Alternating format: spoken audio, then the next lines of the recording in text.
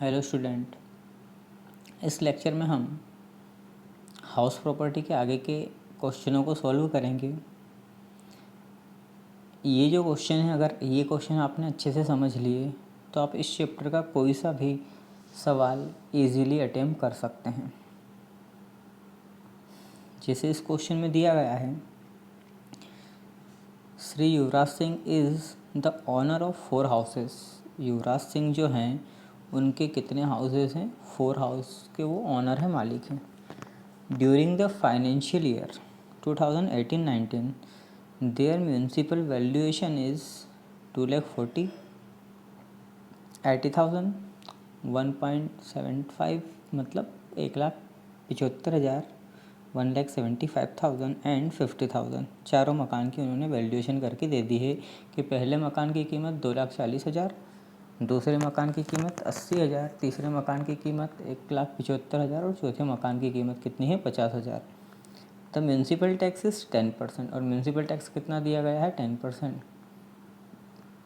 The houses were used as follow. और house कैसे use किए? पहला point, first Bangalore was used for self residence. जहाँ सेल्फ रेसिडेंस आ जाएगा वहाँ इनकम की तो कोई सवाल ही नहीं, लेकिन डिडक्शन मिल सकता है। तो पहले हम पूरे क्वेश्चन को क्लियर कर लें। It was purchase on 1 May 2017 from borrowed capital. मतलब उन्होंने ये मकान ख़रीदा था, और बोराउड मतलब क्या होता है? उधार, लोन लेना। लोन लेकर उन्होंने ख़रीदा था। Second house was let out to mister Zaheer Khan on the monthly rent 9,000। और सेकेंड जो मकान है वो जहीर खान को 9,000 रुपये के रेंट पर दिया गया है। Third house was let out to cricket control board at the rent of 22,000 per month. The board paid rent after deduction income tax at the rate 10%। उनसे हम रेंट कितना ले रहे हैं? 22,000। और बोर्ड कितना डिडक्ट कर रहे हैं इनकम टैक्स में? 10%। In the 4th house, Yuvraj Singh run his hotel and its taxable income is 72 lakh। और चौथे मकान में वो खुद का बिजनेस कर रहे हैं। तो खुद का बिजनेस कर रहे हैं, इसका मतलब क्या होता है कि ये income from business and profession में आएगा। मतलब हमें चौथे पॉइंट से तो कोई मतलब नहीं है। अब वो क्या क्लेम कर रहे हैं? First point, interest on loan taken for purchasing to the first house was 1,95,000। Out of it rupees 1 lakh paid to his foreign friend Mr. Richards without deducting tax at source, and there is no person in India who can be treated as agent of Mr. Richards. The remaining interest is paid to HDFC Bank fire insurance premium 4,000। मतलब वो बोल रहे हैं कि कुल मिला के इस पे उन्होंने जो लोन लिया था उस पे ब्याज कुल मिला के कितना था? 1,95,000। जिसमें से जो 1 लाख रुपए है वो फॉरेन के उनके जो फ्रेंड है मिस्टर रिचर्डसन, उन्हें उन्होंने पेड किए थे। दूसरा पॉइंट है collection charges of second house के कलेक्शन चार्जेस 6,000 है। Lift expenses 15,000 and gardener salary 30,000 relating to third house. The owner provide this facility under the term of rent deed. Rent deed में ये लिखा हुआ था।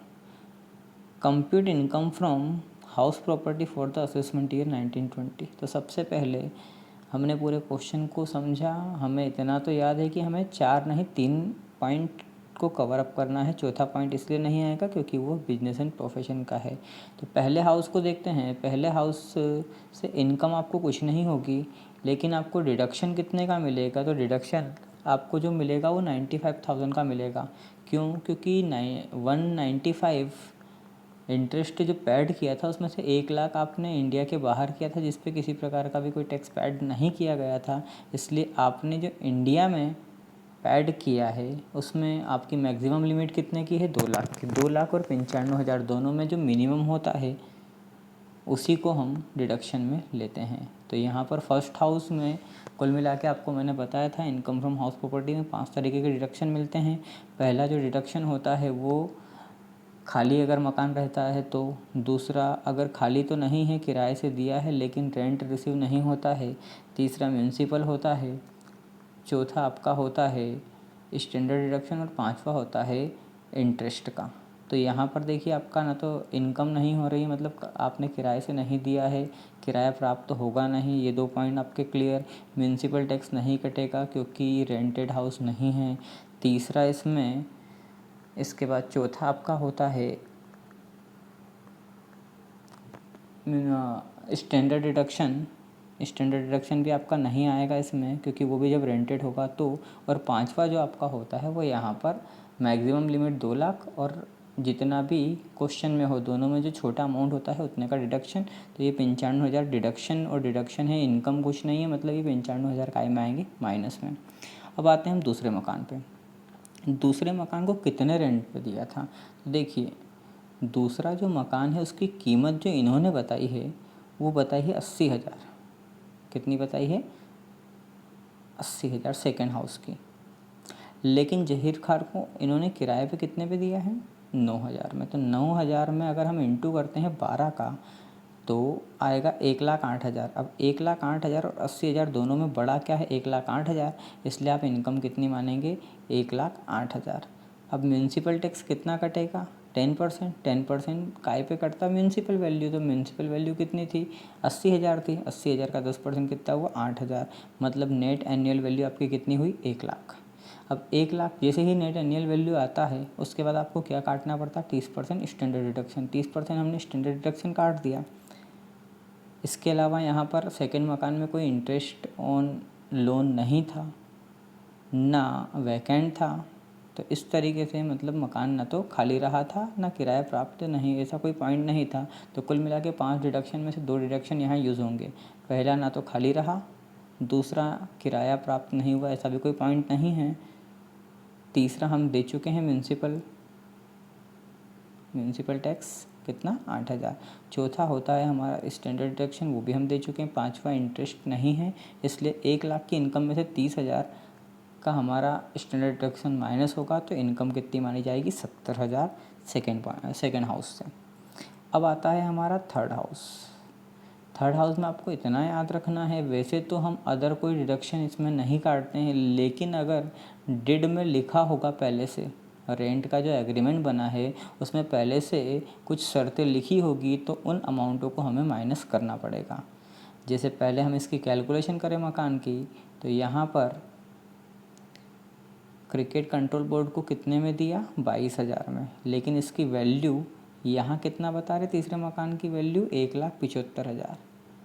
ठीक है, तो 1,75,000 22,000 के अकॉर्डिंग देखेंगे तो 22,000 में अगर हम 12 का इंटू करते हैं तो आता है कितना? 2,64,000। तो हम पहले दोनों में मैक्सिमम देखें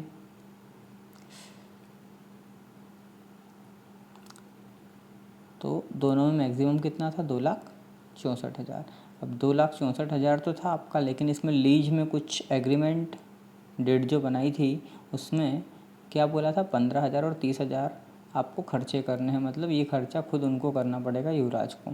तो उसके पास इनकम कितने की हुई? 2,19,000। अब 2,19,000 और 1,75,000 दोनों में बड़ा क्या है? 2,19,000। इसलिए इनकम कितने की मानी जाएगी? 2,19,000 की। इससे आगे बढ़ते हैं तो आपकी इनकम तो हो गई 2,19,000 की। अब म्यूनसिपल टैक्स कितना? तो म्यूनसिपल वैल्यू कितनी थी?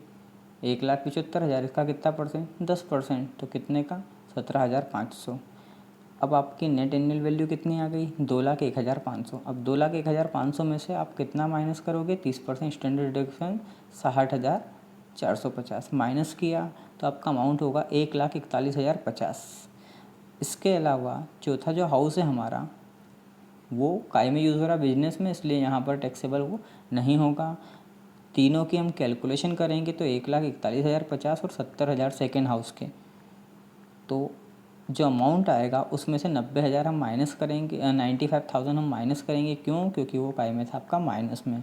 तो उसके बाद जो हमारे इनकम फ्रॉम हाउस प्रॉपर्टी होगी वो आएगी आपकी 1,16,050 रुपये। तो इस तरीके से आपको याद रखना है कि अगर कोई भी हाउस बिजनेस पर्पज़ से यूज़ होता है तो उसे हम नहीं काउंट करेंगे इनकम फ्रॉम हाउस प्रॉपर्टी में।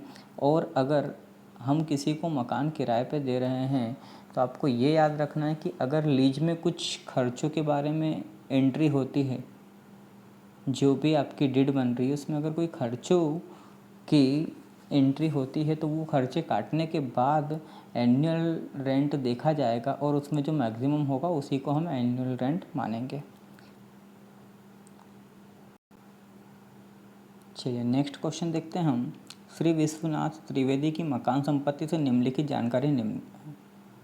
उनकी मकान संपत्ति से कर योग्य आय की कर निर्धारण वर्ष 19-20 की गणना हमें करना है। अब उनके पास 2 मकान हैं। पहला मकान है, निर्माण कार्य प्रारंभ कब हुआ था इसका? 1 अप्रैल 2007 और कंप्लीट कब हुआ है? 2008 में, मतलब 1 साल के बाद। यहाँ पर किराया नियंत्रण अधिनियम लागू नहीं है, मतलब स्टैंडर्ड रेंट यहाँ पर नहीं आएगा। फेयर रेंट यहाँ पे दिया 28,000। म्यूनसिपल वैल्यूएशन जो है, म्यूनसिपल रेंट है वो कितने की? 20,000 की। और एक्चुअल रेंट जो है वो 27,000 का। लेकिन यहाँ आपको ये याद रखना है, ये जो 27,000 है वो कितने महीने का है? 9 महीने का है। तो ये दोनों जो कैलकुलेशन है ये ईयरली है और ये जो कैलकुलेशन है ये 9 मंथ की है। तो मैंने आपको इसके पहले वाले वीडियो में बताया था, सभी की कैलकुलेशन पहले ईयरली होगी, उसके बाद ही ये निर्धारित किया जाएगा कि रेंट को किसे माना जाए। ऐसा नहीं है कि यहाँ पर तीनों में 28,000 हमें ज़्यादा दिख रहा है तो हम 28,000 माने। पहले हम तीनों की ईयरली वैल्यू निकालेंगे, उसके बाद कैलकुलेशन ये माना जाएगा कि हम किसे इनकम माने। इसके बाद आगे बढ़ते हैं। वो बोल रहा है कि नगर पालिका कर कितना देना है? 15%। रिपेयर चार्जेस कितने हैं? 2,000। और मकान के निर्माण हेतु लिए गए ऋण पर ब्याज कितना है? 14,000। इसके बाद बीमा के कितने रुपए देने हैं? 200 रुपये। ऐसे ही सेकंड मकान को कब स्टार्ट किया बनाना? 2 जून को। कब एंड हुआ वो? 7 अप्रैल 2009 को हुआ है। इसमें किराया नियंत्रण अधिनियम लागू होती है और उसके हिसाब से इनका किराया कितना है? 24,000। मतलब स्टैंडर्ड रेंट आपका कितना है? 24,000। इसके बाद फेयर रेंट कितना है? तो फेयर रेंट उन्होंने 28,000 दिया है। म्यूनसिपल वैल्यूएशन कितने की बता रहे हैं? 15,000। और एक्चुअल रेंट जो है वो कितना है? 18,000। यहाँ 12 महीने का, यहाँ आपको कोई कैलकुलेशन करने की ज़रूरत नहीं है। इसके बाद वो बोल रहे हैं यहाँ पर भी नगर पालिका कर कितना लगेगा? 15%। यहाँ पर रिपेयर के चार्जेस कितने हैं? 800 रुपये। ये सब देखने के हैं, इनसे हमें मतलब नहीं, क्योंकि जो 30% स्टैंडर्ड डिडक्शन होता है, जो 30% स्टैंडर्ड डिडक्शन होता है उसमें ये सब इंक्लूड हो जाते हैं। तो ये हमें प्रीमियम वगैरह इससे कोई मतलब नहीं है। आपको तो वही 5 नाम आपको बस याद रखने हैं। चलिए आगे वो हमें बोल रहा है एनुअल चार्जेस पहले मकान में नहीं है, दूसरे मकान में कितने बता रहे हैं? वो 2,000। फिर वैकेंसी पीरियड, मकान खाली रहा, पहले नंबर का मकान 3 महीने खाली रहा, दूसरा खाली नहीं रहा। ग्राउंड का रेंट यहाँ पर 150 है, यहाँ 75। उपरोक्त दोनों मकान रहने के लिए किराए से दिए, दोनों किराए से दिए हैं। यहाँ पर मकान मालिक खुद नहीं रह रहा है। प्रथम मकान में किराएदार से 2 माह का किराया वसूल नहीं हुआ है। वसूल न हुए किराए के संबंध में करदाता सभी शर्तों को पूरा करता है। ये सवाल ऐसा है जिसमें आपको सभी डिडक्शन यूज़ करने पड़ेंगे।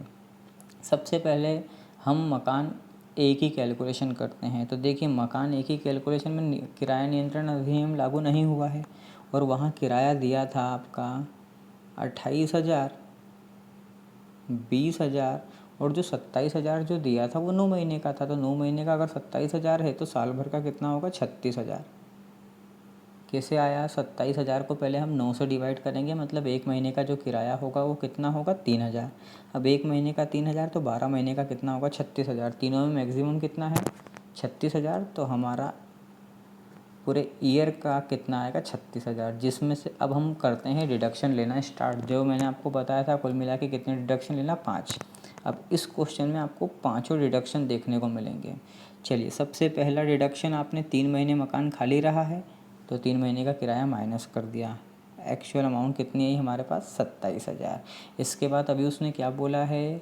2 महीने का किराया वसूल नहीं हुआ, शर्तों को पूरा करा। अगर सभी कंडीशन हो जाती है सेटिस्फाई तो उसका हम डिडक्शन देंगे। कितने महीने का? 2 महीने का। 1 महीने का 3,000 था तो 2 महीने का कितना हुआ? 6,000। ये भी हमने क्या दे दिया? इसको डिडक्शन दे दिया। अब ये डिडक्शन देने के बाद 36,000 में से हमने 9,000 तो काय के माइनस किए, मकान खाली था। 6,000 काय के माइनस किया आपने, किराया प्राप्त नहीं हुआ। कितने आए? 21,000। अब एक्चुअल रेंट आने के बाद हम क्या देते हैं? Municipal tax. म्यूनसिपल टैक्स उन्होंने क्या बोला था? 15%। तो म्यूनसिपल टैक्स 15% काय पे? म्यूनसिपल वैल्यू पे। म्यूनसिपल वैल्यू क्वेश्चन में दी गई है कितनी? 20,000। तो 20,000 का 15% जब आप निकालेंगे कितना आएगा? 3,000। तो ये आपका तीसरा डिडक्शन भी हो गया। आपकी इनकम कितने की हुई? 18,000 की। उसके बाद जैसे ही हमारी नेट एनुअल वैल्यू आती है वैसे ही हम क्या करते हैं? 30% स्टैंडर्ड डिडक्शन देते हैं। तो 18,000 का 30%, 18×3 = 54। और उसके बाद यहाँ पर ब्याज था, इंटरेस्ट ऑन लोन। मकान को बनाने के लिए कितने का लोन लिया था, उस पर ब्याज कितना? 14,000। ये भी हमारे क्वेश्चन में लिखा हुआ है। तो पूरे पांचों डिडक्शन 1, 2, 3, 4 और 5, इस एक क्वेश्चन में आपको पांचों डिडक्शन देखने को मिल रहे हैं। तो इस तरीके से यहाँ पर इनकम तो 18,000 की पहले मकान में, लेकिन खर्चा हो रहा है 19,400 का, मतलब माइनस में गए हैं। कितने माइनस में गए हैं? 1,400 रुपये। 19,400 में से हम 18,000 माइनस करेंगे, कितना आएगा? 1,400 रुपये। सेकेंड मकान पे आते हैं हम। सेकेंड मकान में हम जब रेंट की कैलकुलेशन करेंगे, तो रेंट की कैलकुलेशन करना आपको मैंने सिखा दिया है कैसे करना है। पहले हम तीनों एक्चुअल, फेयर और म्यूनसिपल तीनों में मैक्सिमम देखेंगे। उसके बाद एक्चुअल और स्टैंडर्ड इन दोनों में मैक्सिमम देखेंगे, और फिर जो हमारा आंसर आएगा उन दोनों में मिनिमम देखेंगे। चाहिए तो एक बार और समझ लीजिए। देखिए, पहले तीनों में मैक्सिमम देखा, कितना आया? 28। फिर एक्चुअल और स्टैंडर्ड में मैक्सिमम देखा, कितना आया? 24। अब दो आंसर आए, एक 28 आया और एक 24 आया। दोनों में छोटा क्या है? 24, इसलिए कितना मानेंगे? 24,000। चलिए, 24,000 आपको रेंट रिसीव हुआ है। इसके बाद यहाँ खाली रहने का भी नहीं बोला है, किराया प्राप्त नहीं हुआ सेकेंड मकान में, ऐसा कुछ नहीं बोला है। तो दो डिडक्शन आपके आएंगे नहीं, सीधे तीसरा डिडक्शन 15%। 15% काय पे निकालेंगे? म्यूनसिपल वैल्यू पे। म्यूनसिपल वैल्यू कितनी दी गई है मकान में? यहाँ पर 15,000। 15,000 का 15% निकालेंगे, कितना आएगा? 2,250। नेट एनुअल वैल्यू जैसे ही आती है उसका फिर कितना निकालते हैं हम? 30%। 30% हमने क्या दिया? Standard deduction. कितना आएगा? 6,525। तो 6,525 आप माइनस करेंगे, उसके बाद जो अमाउंट बचेगा वो हम क्या मानेंगे? Income from house property. तो देखिए, इनकम फ्रॉम हाउस प्रॉपर्टी 15,200। यहाँ पर कुछ अमाउंट आप देख लीजिएगा, आपकी बुक में कुछ करेक्शन है, तो कितना आएगा हम यहाँ से देख सकते हैं। 750 में से 10 में से 5 अगर जाते हैं तो कितना बचेगा? 5। मतलब आपका बचेगा 15,225। 15,225 में से यहाँ आप कितना माइनस करेंगे? 1,400 रुपये। तो आपका अमाउंट कितना बचेगा? 13,825 रुपये। मतलब इनकम फ्रॉम हाउस प्रॉपर्टी कितनी मानी जाएगी? 13,825। तो इस तरीके से हमें इस एक ही लेक्चर से, इस एक ही क्वेश्चन से आप पूरे इनकम फ्रॉम हाउस प्रॉपर्टी को इजीली समझ सकते हैं। ये जो दोनों क्वेश्चन हैं, अगर आप इन दोनों क्वेश्चनों को अच्छे से समझ लिए तो आपको हाउस प्रॉपर्टी का कोई भी क्वेश्चन करने में किसी प्रकार की भी कोई समस्या उत्पन्न नहीं होगी।